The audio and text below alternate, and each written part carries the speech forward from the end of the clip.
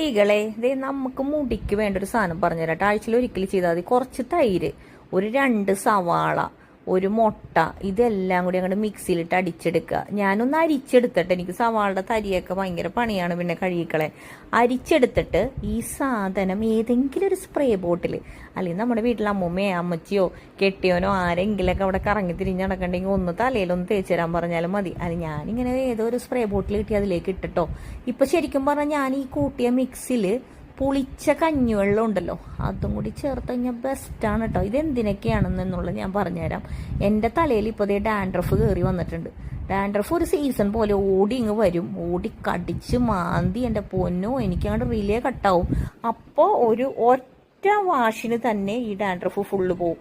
Hair fall ഉണ്ടോ അതിന് ബെസ്റ്റാണ്, മുടി വളരണോ അതിന് ബെസ്റ്റാണ്. അല്ലാതെ ഉടായ്പ പരിപാടി ഒന്നും വേണ്ട, ഒന്നും വേണ്ട. നിങ്ങൾ പുളിച്ച കഞ്ഞിവെള്ളമുണ്ടല്ലോ, ഇന്ന് രാവിലെ കഞ്ഞി വെക്കുന്നത് നാളെ വൈകുന്നേരം ആകുമ്പോഴേക്കും നല്ല പുളിച്ച അവസ്ഥയായിട്ടുണ്ടാവും. ഈ സാധനം നിങ്ങൾക്ക് ആഴ്ചയിൽ 2 ദിവസം തേക്കാൻ പറ്റിയാൽ അടിപൊളിയാണ്. മുടിയൊക്കെ നല്ല അടിപൊളിയായിട്ട് വളരും.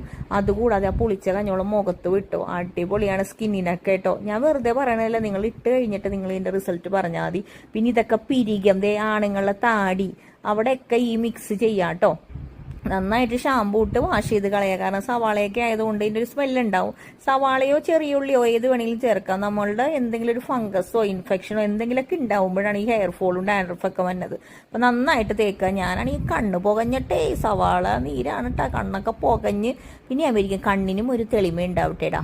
അപ്പം ഇതെല്ലാം നന്നായിട്ട് വാരിത്തേക്കുക. അല്ലാതെ ഈ പറഞ്ഞവരെ മുടി വളരാൻ ബ്രസീലിയൻ ട്രീറ്റ്മെന്റ് അങ്ങനത്തെ ഉടായ്പകൾക്കൊന്നും പോകേണ്ടത്. ഈ സാധനമൊക്കെ ബെസ്റ്റാണ്. നിങ്ങൾ പുളിച്ച കഞ്ഞോളം മാത്രം തേച്ചാൽ മതി, അടിപൊളിയാണ്. വെറുതെ ഉള്ളിനീര് മാത്രം തേച്ചാൽ മതി, അടിപൊളിയാണ്.